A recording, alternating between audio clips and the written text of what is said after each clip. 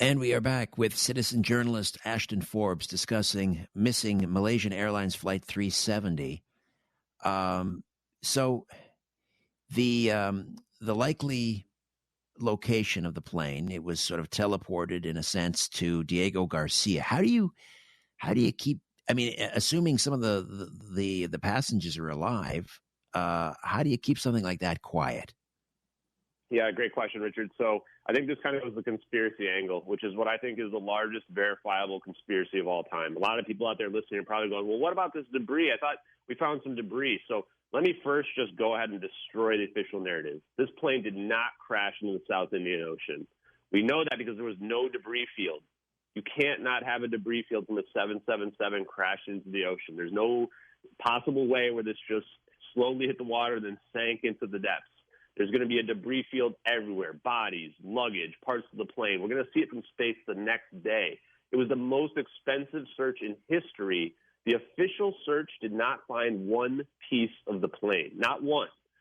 The black boxes were not found, despite them looking across the entire seventh arc for these boxes, and they can produce signals for up to 20,000 depth for 30 days. The SOSA system, same system that heard the Titan sub pop, would have heard the acoustic detection of this plane hitting the ocean. There's two other hydrophones. Western Australia has hydrophones, so does Diego Garcia, that same military base. Neither of them heard detections for the plane crashing into the South Indian Ocean. There's two radar systems that would have seen it. Indonesia's and Australia's system, the Jorn system, would have seen the plane. This is an active shipping route from Africa to Australia. It supposedly crashed in the early morning, but there was no witnesses that saw the plane or saw it crash or saw a debris field. The official flight path has it running out of gas. A lot of people then go to this default and say, well, the ocean's really big. There's literally nowhere else for the plane to go. They searched everywhere it possibly could, assuming fuel exhaustion in the plane.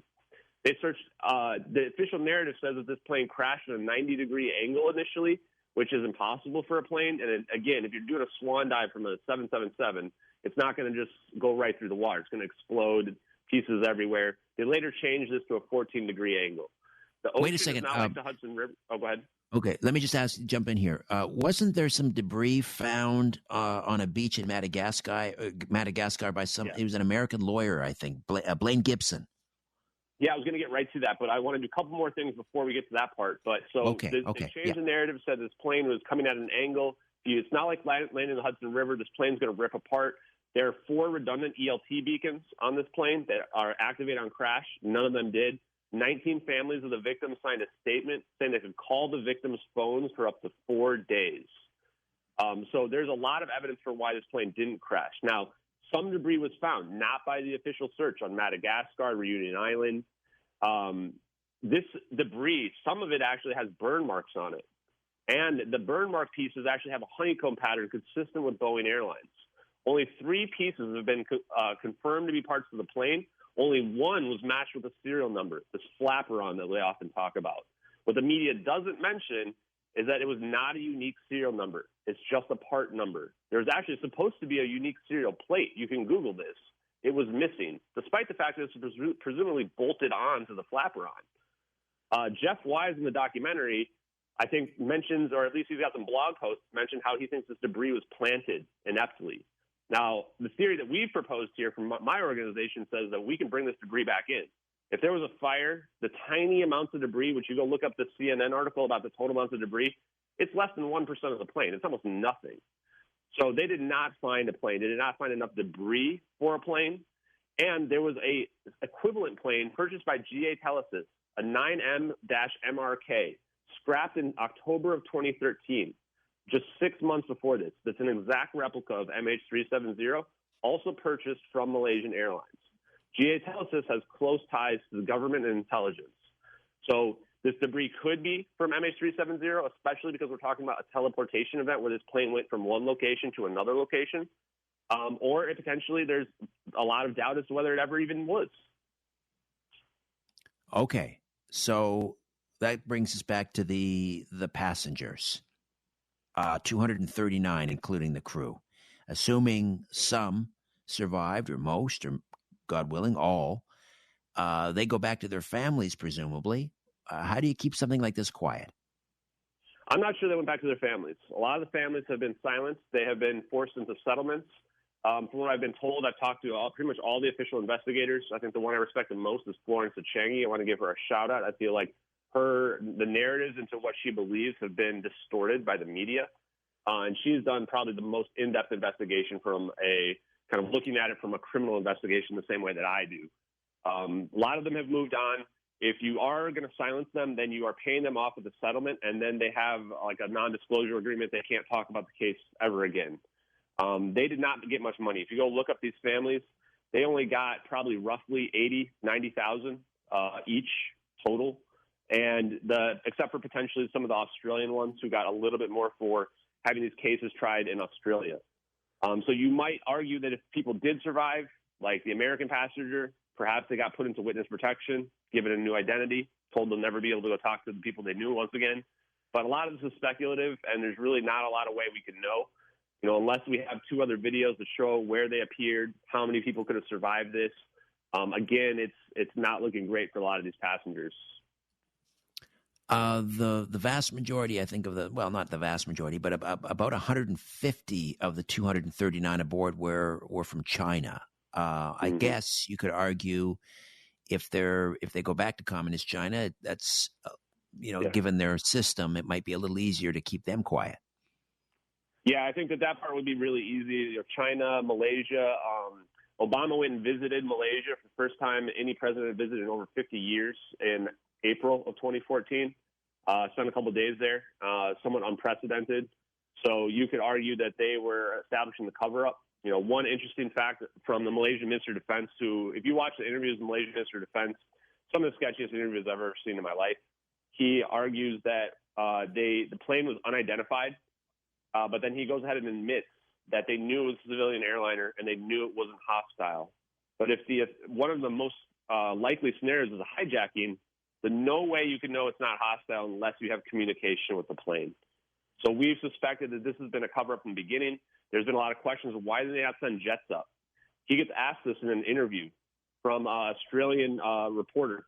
And the Australian reporter, he gets very defensive and says, well, why would we send a plane up? Are you going to shoot down the plane? And she goes, well, you said that, not me. And he kind of asks, well, why would we send that plane up? And she says, well, to track the plane. That's the logical explanation for sending the jet up. And he gets very defensive and starts talking about military procedures and stating that the Americans would shoot down the plane, which is just offensive in my mind. But they don't really explain why they don't send a plane up there. In my mind, the answer is that the U.S. government took over the situation. Once they had this emergency event from the lithium-ion battery fire, they knew it was an emergency. It was an emergency situation, not a hostile event. They didn't send the jets up because the Americans were already tracking it. They were already in communication. They actually only released the communications from the pilots much later on after there was outrage over why they weren't releasing them. I imagine that a lot of that information was classified, that real communications that potentially still happened. But that's just speculative on my part. We did find an SOS at 2:43 a.m., which is 1843 UTC, just several minutes after we think around the time our videos happened. It was only reported in Chinese news that claimed to be an intercepted communication from MH370, saying that the plane was disintegrating and attempting an emergency landing, which is consistent with the videos and an eyewitness report from Catherine T., who's on a boat right there in the official flight path, who sees this plane glowing orange, consistent with the bromine halogen gas from the halon fire extinguishing devices being used to try to put out this plane for over an hour. She sees it flying low, descending while she sees it. So we have this ton of evidence that kind of lines up towards this big event and this huge cover-up that's going on. The drone. Okay, go ahead. Yeah, go ahead, Ashton. Well, one thing I just really want to make sure I get out there is that some people may be saying that they've heard of some debunks. They think there might be some video game effect in here. That is all false. That is disinformation that's being pushed out there. We have debunked every single debunk that's out there right now. And we even have a bounty, $120,000 for anybody who can find the person that supposedly made these videos, if you think that they're fake, and produce the source files. This comes from Kim.com on Twitter and the Investigate Earth podcast, who put in $100,000 and $20,000 respectively. That's how strongly they believe that these videos are authentic. So if anybody out there is listening, nationwide, worldwide, you want to prove these videos are fake, all you have to do is go find the person that made them and bring the source files. You can collect that money. Again, if you want to see the video, if you haven't, go to the coasttocoastam.com website, and under tonight's show information, just click on Ashton's name, and that will take you right to his YouTube channel at JustXAshton. At JustXAshton. There you'll see the stereoscopic satellite video and also the footage taken from the drone with a thermal imaging overlay. Don't you find it kind of coincidental, though, that the U.S. military had the assets in that precise area at that time? In other words, they had the drone there. How do we explain that? Yeah, so we think that drone was deployed from potentially a joint India/U.S. base, probably around the Car and Nicobar Islands. There was also Thai-U.S. training exercises slated to begin March 10th, 2014. So it's possible that this was a situation of opportunity, where it's rare that you have a plane that's on fire that's able to last for an hour and 20 minutes, that you have the assets nearby. There were 20 free-scale semiconductor scientists and engineers who we've been able to tie directly to room temperature superconductivity from a 2005 National Security Agency report about commercial emergence of room temperature superconductors that mentions free-scale semiconductors 9 times in there. We also found a news article that ties them to RF chips, I may be saying this wrong, for U.S. aerospace and defense as well. So the likely motive here to save these passengers is that they have people on board who are directly tied to that technology. Or they could just be doing it out of the good of their hearts, but I don't think a lot of people are going to believe that narrative when it comes to the U.S. military. Yeah, so one other thing I want to talk about real quick, if it's okay, Richard, is who we think leaked this information. Because I think this is some of the most compelling part of the entire case. I was looking at this person, Agent 370, and as I've just stated here, we think the leaker was a U.S. military personnel, likely an operator, probably had an emotional reaction due to the fact that the regicide anon account says it was received 4 days later. They removed the HUD data, and they added this thermal layer over the top of the drone video. They cropped out the drone from the satellite video as well. They probably had to convince the regicide anon account that they were authentic due to the long upload date. They thought maybe they were looking at UFOs. Maybe they thought that what they were leaking here was not damaging to the U.S. military. They didn't realize it was defense contractor technology. We find Lieutenant Commander Edward C. Lynn took weeks of searching for this person. Experience in signals intelligence, was on the Special Projects Squadron VPU-2. His last deployment, February 2014 to March 2016, but he gets reassigned the month after he gets initially deployed. March 25th, 2014, just weeks after the plane went missing. He ends up getting arrested in September of 2015. His last assignment was that assignment. The next assignment's the brig for him. In May of 2014, he gets caught with 2 flight manifests in his flight suit from a deployment that included search and rescue code names. The investigation into him began in April 2nd, 2014. The FBI ran a sting on him because they were trying to prove that he was a spy and that he was selling secrets to China. There was no evidence of it.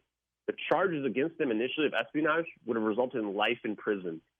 First major incident of espionage by an active duty member of the Navy since the end of the Cold War. They redacted his charge sheet. He was privy to the Navy's black program portfolio, knowledge that would be extremely useful to potential adversaries. They ended up having to admit it wasn't really a spy case. There was no evidence of that. The defense argued that the classified information in question is available on the internet. He was abused in pretrial detainment by the goon squad. They argued that leadership was having them come in there, ruffle his cell, put him out in the cold, taking his confidential information between him and his lawyer away from him. They didn't tell him what his charges were when they were investigating him. They made sure he was in pretrial detainment, but the evidence for why he needed to be locked up was non-existent. He ended up taking a plea deal for 9 years in prison, which is a huge amount for just mishandling classified information. They shaved 3 years off of it because he worked with the NCIS and the FBI and ended up admitting that what he did was wrong. He took responsibility for the 2 offenses that he claimed that he was actually guilty of, and that he wanted to stand as, say that essentially other people shouldn't do what he did, and that he was very apologetic about it. I FOIA'd the NCIS.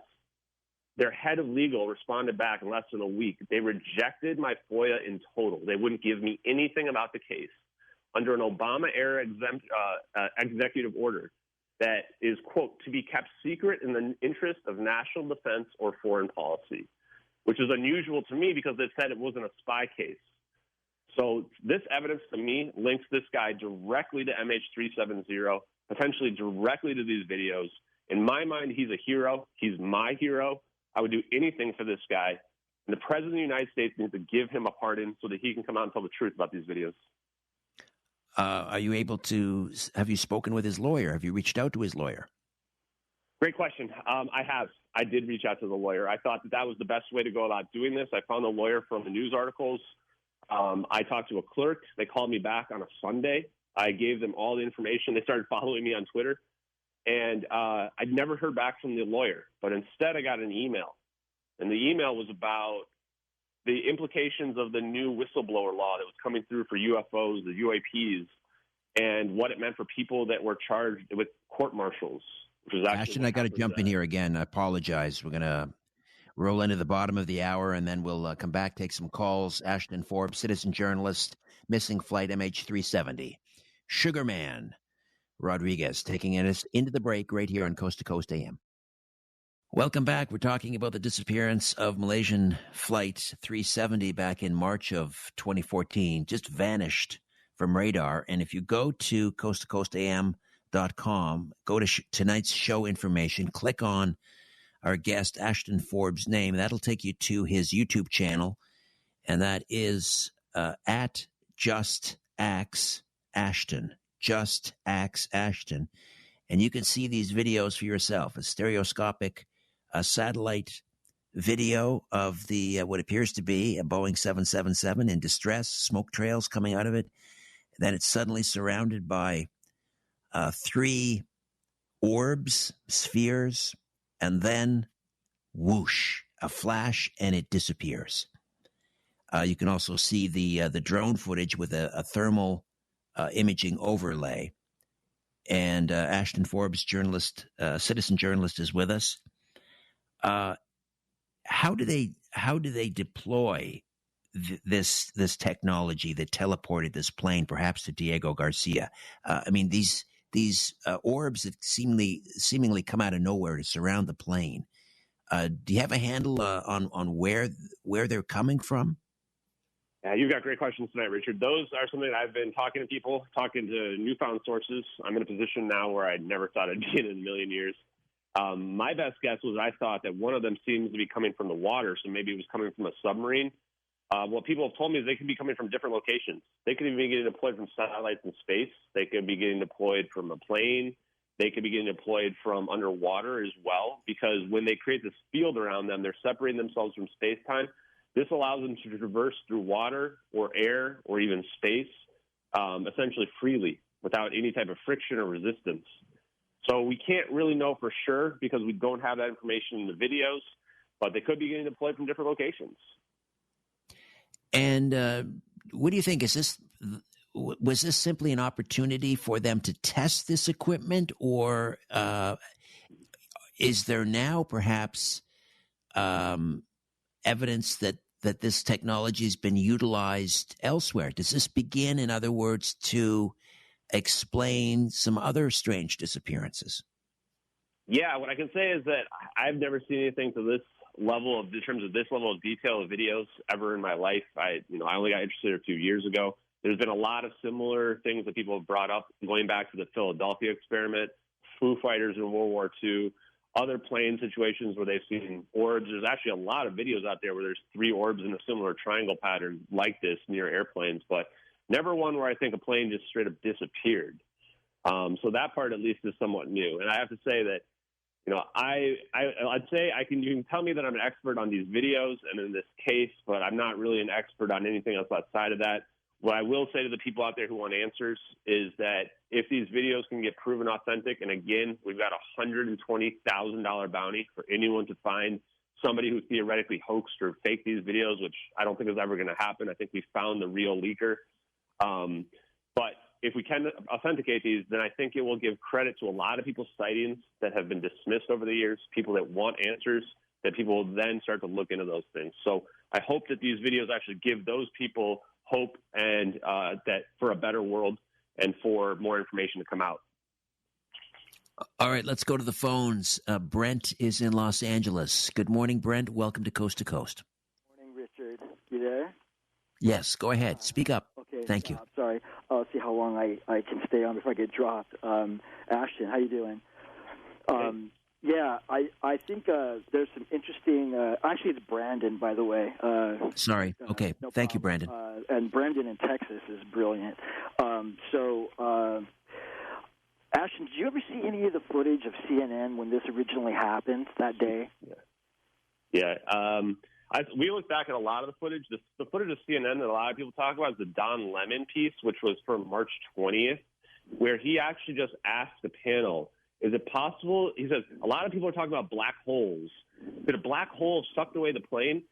Probably the weirdest thing on CNN I've ever seen in my whole life. And I've seen them fake that they were in a flood boating on a boat. So very odd. And then the panel responds and says, oh, well, even a small black hole would have sucked in the entire universe, which is objectively false. But I've seen a lot of weird stuff on CNN, but that's the weirdest for sure. That is odd. And let me tell you what I saw that day that was interesting. Okay, I call it like the 30-minute rule. These days I don't watch TV much, so I don't know. Like, it's probably tighter these days.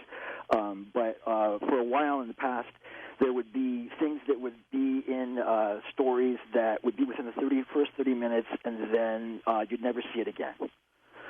For example, on 9/11, one of the things that happened at the same time was the president of Afghanistan was assassinated, and they made a big deal out of it, and then it was gone. You never heard anything else about it ever again. I saw something that was interesting on that day. I just happened to just be watching when that happened for the Malaysian thing, and there was a Japanese gentleman at this press conference where they were speaking to the families, and he was wearing like a black suit, smoking a cigarette, and he appeared to be on a cell phone at the same time. And they were taking questions, and they answered him. He raised his hand, and he goes like, "What about the people? What about the people?" Something along these lines on the plane. His son was one of them. Like, I'm still talking to them on the phone right now, he said. And then, boom, you never saw it again. Wow. Yep. There was 19 people that signed a joint statement saying they could still call the phones 4 days later. CNN tried to have this expert go on and say, well, yeah, that's just they're still connecting to the old cell towers. The cell towers don't even go out into the ocean. We looked into this. The moment your phone's underwater for just 30 minutes, it's going to die, and especially in salt water. You can't even get a signal if your phone's under like a few feet of water as well. So for 19 of them to be ringing, and one proved it on national television like days later as well, that's just bizarre to me. Brandon, great call. Thank you for that. First-time caller in Kentucky, Jake, you're on the air on Coast to Coast AM. Good morning. Yeah, Richard. Hey, how's it going, Ashton? Hey, how's it going? Hey, so this is just actually insane. I mean, these people on Twitter, I just can't get over it, man. They just refuse to look at this evidence, and I mean, all these self-important people. I mean, they're just losing their minds. It's like they just have some kind of skin in the game. It seems like, and I mean, this is just one of the most thorough internet investigations of all time, point blank. Period. No matter what anybody says. I mean, I've looked through just about everything these last couple of weeks, and I mean, you're really doing a really good job. And I mean, people are attacking you and not the evidence, it seems like. And I mean, that's anybody who has any kind of problem with you and the way you've been acting. I mean, they shouldn't attack you. They should just attack the evidence. I mean, that's really what I think. And Mick West is a literal spook. So anything else, yeah, that's all I have to say. All right, Jake. Yeah, if people want to find me, I'm on Twitter at JustXAshton as well. I've got 55,000 followers. Never been on TV before, just from the way of the evidence alone. And we've formed a schism in the UFO community that this is how heated people are about this information, about the way of the evidence is that it's so unbelievable for people. So thank you for that call. Thank you, Jake. Are you concerned at all about your safety? do you have men in black following you around? I'm not trying to be flippant here. No, I was very afraid early on. And then after I did the Investigate Earth podcast, which was the first one, I want to thank Chad and Sherry for having me on. Then I was trying to get the information out there because I felt like that would protect me. I have been told that people have been disappeared for stuff like this in the past. My view is that there's no more noble cause than getting this information out there for the families, for the witnesses who were vilified, the leaker who went to prison, and the pilot who was vilified as well. So if anything happens to me, I just want everyone to know I have zero regrets. All right. Don is in Alberta, Canada. Don, welcome. Hi, Richard. Hi, Ashton. Hey there. Hey. Ashton, I'd like to thank you for your excellent research. I'm going to go off topic for half a second because I always have to ask the question why. There was a Ukrainian flight 752 shot down over Iran a few years ago. There was a lot of Canadians on board. Comes out years later now that unless you had a 10-year-old at the controls, like a civilian aircraft and a military aircraft are completely different animals. But it's now it's leaked out that they deliberately shot it down because they were protesting Canada's policies against them. Anyway, for 370, I believe that the underside of the U.S. government planned on taking that plane from the beginning, how they staged it and how they did it. And the orbs, I've actually seen them flying around. I didn't. You never know whose they are because they've been around for a lot longer. But yeah, I believe that plane landed at that military base and that all the occupants were alive and what they did with them and how they integrated them back into their system. But I always ask the question why. But there was a group of people on that flight that were working on a stealth, like to make aircraft invisible, and they were all from one company, and they were all from China. Because I was looking, was there gold on board? What was the reason for stealing that aircraft? Was there technology on board that they didn't want to get out? But I believe that they planned on taking the aircraft before it left the airport. That's my theory, and I'm glad you brought up the IBM guy that sent a voice-to-text message giving his exact location and description of what was happening to him. Because a lot of people overlook that fact. Anyway, so there it is. So whether you believe it or not, they plan to take the aircraft in the beginning or not is another story. Don, thank you for that. There's evidence of that as well. The satellite only pinged one of the two satellites the plane was in range of. There's two Iranian passengers, fake passengers, using stolen passports as well. So this could have been a matter of preventing the intellectual property from going to China. It could be a matter of preventing the loss of intellectual property that is related to the technology that we see deployed. Or as somebody else mentioned, it could also be a test on a doomed plane. So there's still a lot of mystery with this case, despite the huge amount of evidence. All right, I'm going to try to squeeze one more in. Carlos is in Hawaii. Carlos, welcome to Coast. Good morning. Good evening, gentlemen. My thinking is that teleportation, when the plane vanished, it was obviously teleported somewhere, but teleportation isn't just place to place, it's time and space. So the plane could have been transported back into the past or into the future. And the orbs could have been generated from within, technology generated from within the plane, and the lithium batteries could have been the power source that was used for that technology as such. Yeah, so interesting. The lithium-ion batteries may have been to put out those lithium-ion batteries. This endothermic event is an absorption of energy. And the reason why you have runaway lithium-ion battery fires is because they have so much energy in them. So we've speculated that perhaps whatever these orbs are doing is saving this plane, pulling the energy out of the lithium-ion batteries, and they could even be a catalyst. We don't know for sure. Carlos, thank you for that. So if true, Ashton, the United States government has achieved subliminal light speed, and basically time travel capabilities. What do you think? How do they intend to use this? Yeah, and again, from a time travel perspective, I don't believe we can travel in the past without jumping timelines or going to another dimension because you would break causality. But moving to the future is absolutely possible because time dilation is real, just like the movie Interstellar. Now, in terms of how you could use it, you could completely apparently annihilate any missile, nuclear weapon, we might have a perfect defense against that. Not just teleporting it back to people, but just completely wiping it out. You could create power sources, fusion power. There might be free energy from just being able to suck the energy out of the vacuum of space. You might also be able to create doomsday weapons. It could destroy not just the whole planet, but the entire sun. That's what I've been come to learn from talking to people like Bob Greenier. And if I could get an opportunity to just thank a couple people real quick, I want to thank Salvador Pius, Roy D. Herbert, Bob Greenier, Dave Rossi, who I'm going to be interviewing tomorrow, Greg Reese of InfoWars, Anonymous, Kim.com, Investigate Earth Podcast, and Tony Merkel of The Confessionals, in addition to everybody who's been investigating with MH370X. Thank you all. So what's next in this investigation?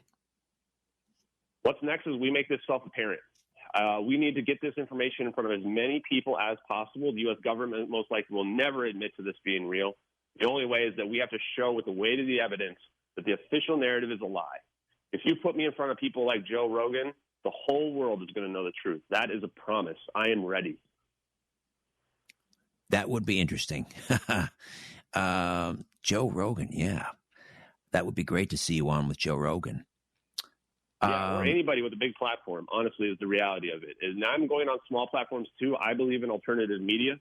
I believe in helping out the little guys. I have lost all faith in mainstream media from this investigation. I wasn't even in conspiracy theories before this. And all of a sudden, I'm in potentially the biggest one of all time.